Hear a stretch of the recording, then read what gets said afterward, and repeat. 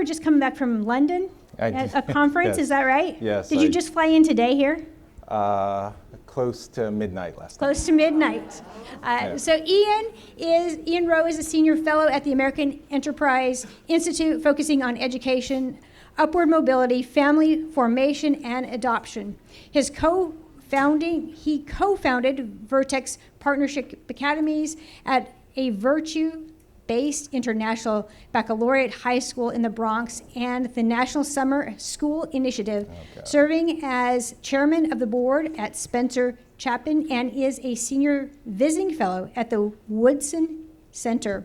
Following the publication of his book, and if you haven't seen this, I highly recommend it, book Agency, the 4-Point Plan, Free for All Children to Overcome the Victimhood Narrative and Discover Their Pathway to Power, Mr. Rowe leads AEI's free initiatives. The free initiatives cultivates a deeper understanding of how families, religion, education, and enterprise weave together a moral fabric that shapes and develops agency in children. Our bios, right? Oh my gosh, I'm exhausted. A wonderful bio. I read Mr. Rowe's article, Free, and it was moving and it was powerful, and so I'm very excited to hand over the stage to you, and thank you so much for being here today. Oh, thank you. Yeah, good afternoon, everyone. We're looking forward to a great session. I am joined by Brian Giglio, who's the head of school for Vertex Partnership Academies, and Michael Farkash, who heads up our talent, teaching, and learning. So if there are any amazing teachers in the room and you're looking for an inspiring role to play in the Sound View section of the Bronx, come talk to us. So so we're going to talk a little bit about Vertex Partnership Academies and this idea of how to cultivate agency and academic achievement through virtue. We are not a traditional classical school, but there are many elements of what we do that I think would be synonymous what many of you are seeking to achieve in your classrooms. But we're very much on this, focused on this idea of empowering a rising generation to overcome what we call the victimhood narrative. So I'm going to spend a few moments on that, laying the context for why we believe these things, and then talk about the school and some of the ways in which we operationalize these ideas. These are my parents. That's Vincent and Eula in 1957 when they got married in London, England. And a wondrous day. Several years later, they had my brother, and then they had me. And ultimately, they came to the United States in 1968. For those of you who might remember, 1968 was a very tumultuous year in the United States, particularly around issues of race. But when my parents were coming to the United States, they weren't running away from their original home in Jamaica, West Indies, nor were they running away from England. They were running towards the United States. Right? They were running towards what they thought would be great opportunity for their kids. They were running towards this idea of the American dream, that even with these issues that were happening in the country, they thought that there was something foundational to the idea of leading a better life coming to this country. And so it's a beautiful vision of what our nation can stand for, even with the history that we have. But fast forward to present day, there's some very interesting things going on, particularly over the last 4 to 5 years, and I just pulled out one study. So some of you may have seen Education Next, if you read that journal, just released this study about 2 or 3 weeks ago. And in it, they ask high school seniors, they put together a representative sample of high school students all over the country, and they said, over the last 4 years, what messages have you heard from your teachers? And it's really, you should really pull out this study, because I've just pulled out one, but there's some pretty extraordinary content that our students are hearing. But in this particular case, how often teachers are making the following claims or arguments? In this case, literally high school students are saying, so the prompt is, thinking of your entire high school experience, please indicate how often teachers in your classes made the following claims or arguments. And one is that America is a fundamentally racist nation. As you can see, those last two, the two columns on the right, adds up to 69%. So 70%, nearly 70% of kids are saying that they're hearing from their teachers that America is a fundamentally racist nation. And that 36%, so almost 40%, are hearing that often or almost daily. It's stunning, right? And this is particularly over the last 40 years, right? Because these are current high school seniors. You know, what happens to a nation when its schools are imparting this kind of message to students, which with such disdain and I would call selective memory of its own country, right? These are very profound questions that we have to deal with, and I think over time it takes a toll. So a separate study, this is Atlantic Magazine reporting this, since 1976, again, a large nationally representative sample, this time focused on seniors, 17, 18-year-olds, ask a common question just to get a sense of, do trends change over time? So they've been asking this question, do you agree or not with this statement? Despite its many faults, America's system of doing things is still the best in the world. So in the early 80s, 67%, so nearly 70% of high school seniors agreed with this statement. And yet in 2022, if you can see that number has fallen to 27%, right? These are very powerful indicators of what the rising generation believes about the country that they live in. And we as school leaders, classical or not, have a role to play in my view, shifting what these perceptions are, even with a full understanding of our history as a nation. And so one of the things I've often observed is that when I interact with students across the country, and I do travel a lot, speaking to students across the country, when they hear these kinds of messages, there is this sense of they live in a world that's almost rigged against them, right? That there's a country that's hostile to who they are, maybe based on race or gender or class, that there's some factor that's holding them back, right? Some systemic factor that's impeding their ability to have a sense of their own possibility. And I think we have to do something about that, right? So I decided to write a whole book about it, called Agency. And this particularly idea of young people, and I have a particular focus, although I've run elementary and middle schools, this concept of the deciding decade, this 10-year period from age 14 to 24, that the decisions that young people make during that period of time particularly aren't things like their education, relationships, faith formation, work, have a huge influence over the quality, over the rest of their life. And so if we can really help young people think through those key decisions in that period of time, to help them cultivate a sense of agency, their own belief that they can lead a self-determined life of meaning and purpose. That if we can really help them think through those issues, we'll have a rising generation that doesn't believe that they're handcuffed in a nation that is designed for their destruction, right? So each of us has the capacity for conscious volition, which is the ability to make informed choices that determine our own fate. But no one does this alone, right? The whole idea of pulling yourself up by your bootstraps, it's a myth. Agency is individually practiced, yet socially empowered. And so for us, this idea, the agency, force of one's free will guided by moral discernment, right? So think of agency like a vector, right? Where velocity, right? Velocity is not just speed, it's speed and direction, right? So how do our students exercise their free will? In what direction? What helps them become morally discerning?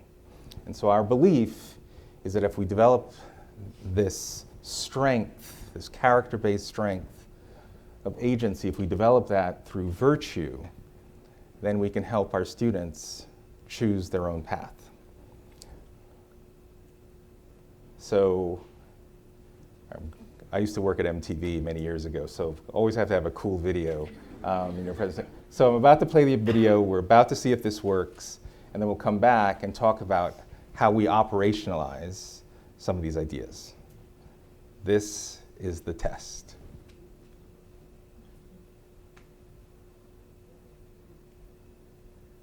He said I'd have to wait a hot second. Has it been a hot second?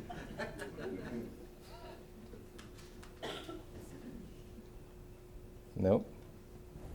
Hold on.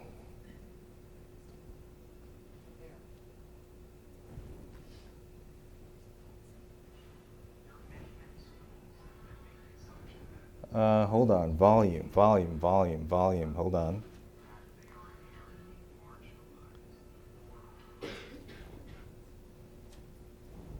Did I do this? He guaranteed video, he didn't guarantee audio.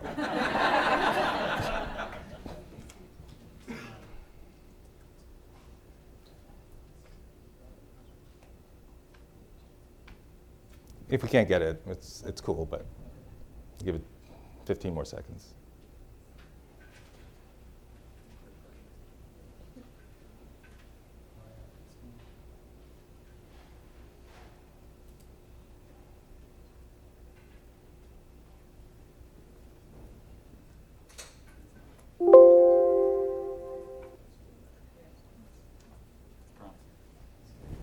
What's that? That's promising. Oh, that's promising. That is promising, I guess. Let's see. What's that? Do you know that like tracer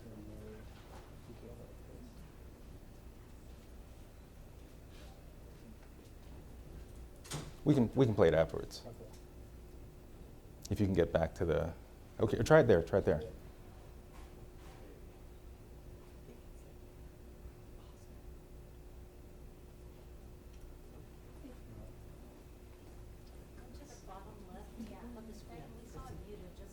Oh, okay. It's all right. We'll play it at the end. Okay.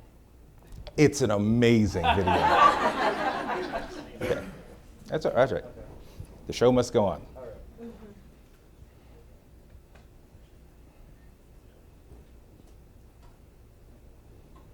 right. Okay. Okay.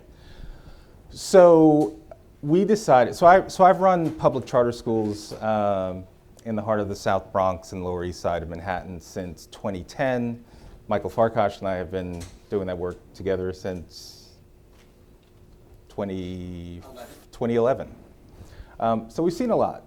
And I ran elementary and middle schools for a while, all boys and all girls, single-sex schools, and learned a lot about what you need to do to build a great foundation K through 8. But then in places like New York, like many places across the country, there is a paucity of really good high schools. In fact, in the Soundview section of the Bronx, where we just opened Vertex 2 years ago, only 7% of kids graduate from high school ready for college. That means of the 2,000 or so students that start in the traditional schools in District 12, 93% either drop out across their first 4 years, or they do earn their high school diploma, but still cannot do math nor reading without remediation if they were to go to college. So that situation should not exist, right? And so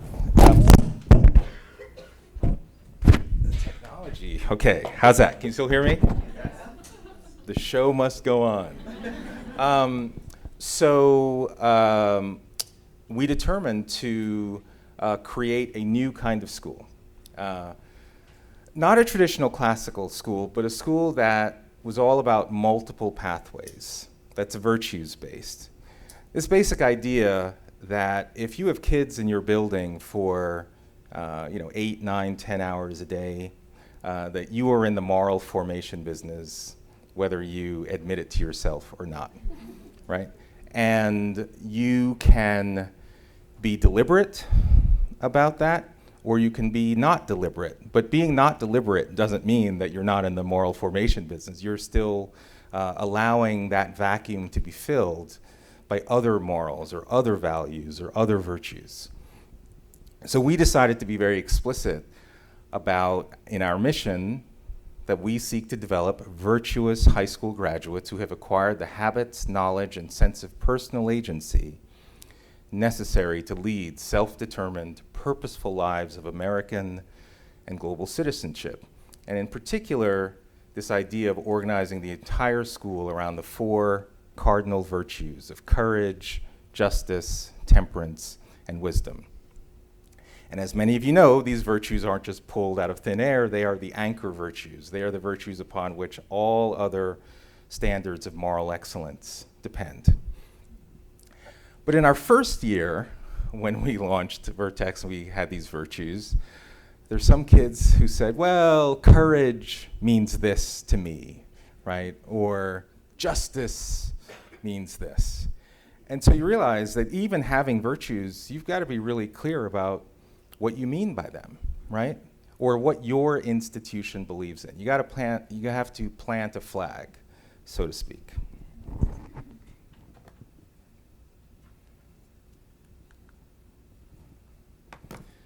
So we created what are called I statements.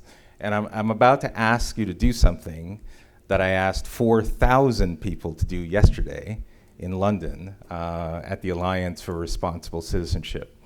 And it was a goosebump moment when all of these folks recited these words that our students recite all the time. Because when you say these words in unison, it's very different to say, to sort of think it in your head, but then to have a public collective experience where you're all committing to each other. This is how we're going to operate, and this is what we believe together. So, I'm going to say courage, and then when I start to please repeat it with me. And transport yourself, maybe 3,000 miles from here, thinking about our students at Vertex, almost 100% low-income kids, Black and Hispanic kids in their beautiful blazers and ties, saying these words along with you, okay? Courage. I reject victimhood and boldly persevere, even in times of uncertainty and struggle, right? Right? For a lot of our kids, they're hearing all day about how victimized they are, or how marginalized they are, or how oppressed they are, right? So we deliberately decided to have courage start in rejecting the negative, right? Let's do temperance. Temperance.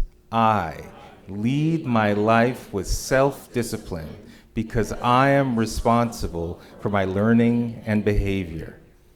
These are powerful words. The whole idea is that our students learn these words in their head and then ultimately learn it in their hearts in terms of how they manage their behavior on a day-to-day basis. So the question we always try to answer is, well, okay, well, that sounds great, but how do you actually do this? Like, how do we infuse these virtues through every element of the school? And Michael, I may want you to come up to talk about this, but obviously the curricular choices we make are extremely important. And again, we're not a traditional classical school, although we're very influenced, and we very much want to introduce our students to the truth, the true, the good, and the beautiful. And so I think my next slide is just really the first page of our canon. And you can sit back. Like his backup singer mic. It's appropriate. Sure. So I should state this is our current state. This is our third year in existence as an institution. And I just joined Ian. Ian had appointed me principal of a middle school 12 years ago. Then I had moved into the private sector. I was working at Accenture, the professional services consulting firm. But then I knew about Vertex and I wanted to come back. So we are giving kids lots of different opportunities to grapple with the cardinal virtues of courage, justice, temperance, and wisdom. And so you'll see throughout the selection of texts, it's not one that says that our communities are without challenges. It's about persevering through those challenges. It's not saying that people are not going to try not to respect your inherent human dignity.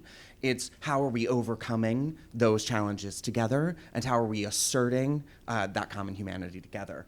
So we have Lord of the Flies, Animal Farm, A Raisin in the Sun, and Harlem Renaissance Poetry, and Native Son and Notes on a Native Son.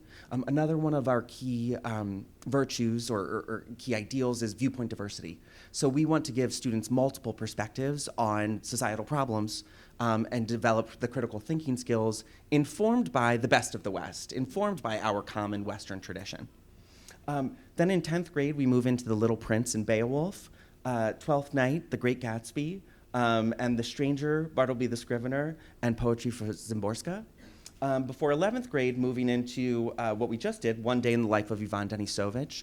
This is the story of a man who is in the Gulag. In the Soviet prison camp system. Gulag is an acronym for that system.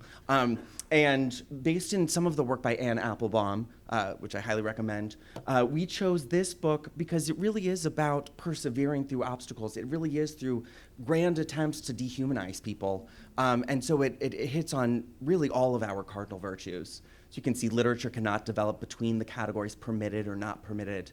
This you can and that you can't.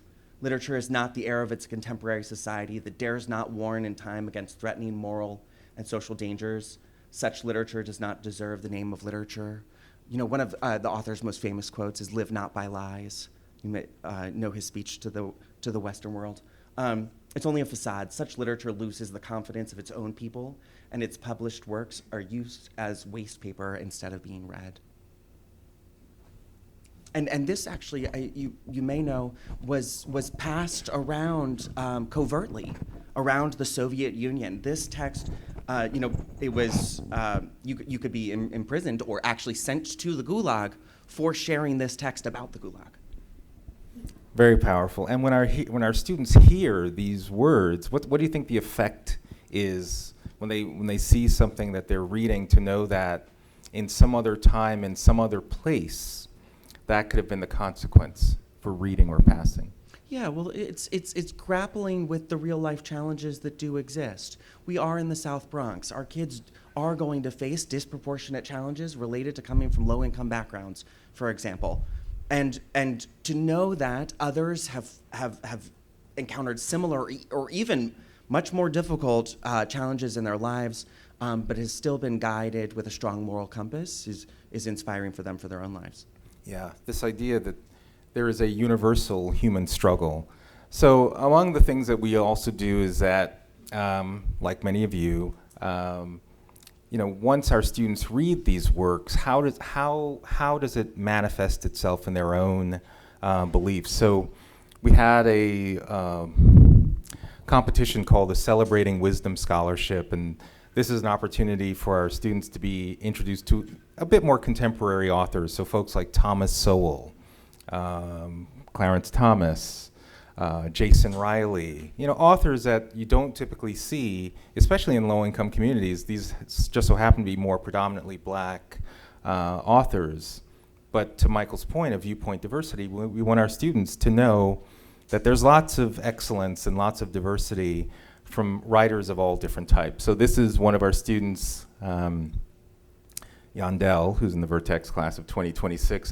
This was the essay that he submitted after reading My Grandfather's Son. A central theme in Thomas's journey is his ability to navigate through obstacles with a sense of courage and justice. His life is filled with moments where courage was needed to survive, let alone succeed. When the world seemed determined to tear him down into tiny little pieces, he stood tall, saying, quote, "Old man Kant is dead. I helped bury him." That's what we want our students. That's the ethos that we want to cultivate within our students, right? That they know they're going to have to fight, but they can win and they can be successful, right? They don't have to succumb to conditions that, others might be foisting upon them. So there are other ways. So obviously, how we handle literature, curricular choice is a big part of how we introduce the virtues to our students. There are other things that we do are also kind of controversial. How many of you have ever heard the term the success sequence? A few. So if you remember, I had mentioned this idea of the life-deciding decade, age 14 to 24. So along with a virtues-driven education, we also want our kids to have information about good decision-making, and that's part of wisdom. So our school is in a district where the non-marital birth rate is about 85%, so that means about near 9 in 10 children that are born outside of marriage. And unfortunately, that's a situation that exists in many locations across the country. And so we think it's incumbent upon us to provide wisdom, one piece of which is in the form of what are the kinds of decisions you're going to be making over the course of the next 10 years of your life around education, around your faith, around work. Well, the success sequence is simply data that says if you finish at least a high school degree, then get a full-time job of any kind, so you learn the dignity and discipline of work. And then if you have children, if you get married first, so following the decisions in that order, education, work, marriage, then children, 97% of millennials who follow that series of decisions avoid poverty. And the vast majority enter the middle class or beyond. We think this is important information that kids should have that adds to their collective wisdom for, really important life decision making. This is controversial. There are many people that don't like us to impart this body of knowledge to kids. You can't teach this to these kids. They're in an environment where nearly 9 in 10 kids are born outside of marriage. Why would you be teaching this? You are shaming them. You're embarrassing them. And, that struck me because we don't want to do things that embarrass our children, right? So years ago, I got a group of parents together, many of whom did not follow this series of decisions, right? And I said, we're a charter school. You entered a lottery to find us. We're going to talk, we're an international baccalaureate program. We're virtues-based. We're multiple pathways. We're all these great things. And we're going to teach your kids about the likely rewards or consequences associated with different series of life decisions. And that includes this success sequence. And the feedback we got from parents, many of whom, the vast majority of whom did not follow this, the feedback we got was, thank God someone is teaching this to my kids, because I wish I had had that when I was going to school. So it's really important to define what is the body of knowledge that you want your kids to have that's in line with the virtues that you stand for. And so that was very important for us. Temperance. So in our first year when we opened in 2022, we had a good old trust system when it came to cell phones. We trust you, it's all good, just don't take it out. What we found, though, was teachers were spending a lot of time trying to police devices. It was a distraction. It just wasn't healthy. Almost every disciplinary incident that we had, you could draw either a straight or a slightly curved line, but it was pretty solid, back to some interaction on social media, texting, the devices. So when we started school 23, 24, we didn't just say, we're taking away your phones. We said one of our cardinal virtues is temperance, right? This idea of self-restraint, self-discipline. I lead my life with self-discipline because I am responsible for my learning and behavior.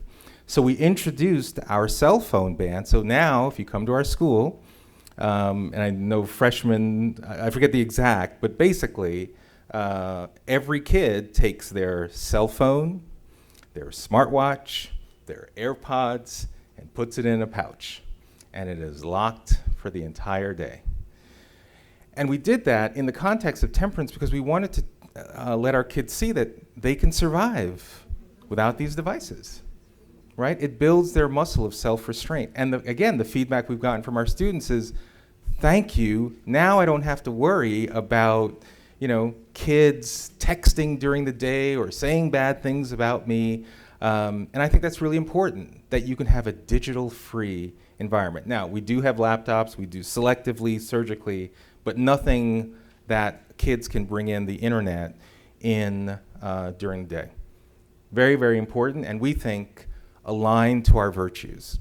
Almost any big decision that we make, I always encourage when we're communicating to students or families, the reason we're doing X, it's because it's connected to courage, justice, temperance, or wisdom, right? Really important. If the virtues mean something, you have to make them mean something. You have to demonstrate how it's connected to every big decision.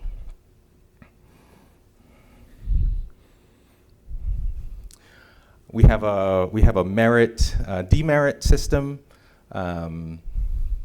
where we give out 4 to 5 merits for every demerit. It's all based on love. And I think it works pretty well, actually. So hopefully some of you will come to visit, and some of you will actually come work for Vertex. And so we have lots of real-world experiences where we take kids. So this is Justice Brown, who our 2 of our students met with, incredible judge. And you're about to see, I'll show you that in a sec. We just have amazing experiences that we bring our kids to, but you only have access to those opportunities if you're demonstrating behavior in line with our cardinal virtues. There's no free lunch, right? You've got to earn it. And you've got to earn things in the way that it's aligned with the things that the school has said are important.